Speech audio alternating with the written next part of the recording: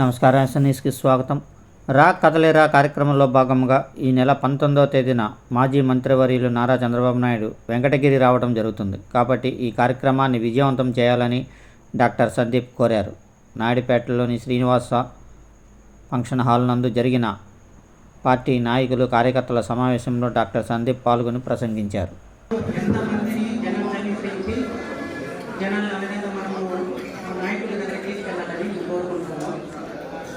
దానికి తగ్గట్టుగా మనకు నిర్దేశం ఇవ్వాలని మన పెద్దలను నేను కోరుకుంటున్నాను.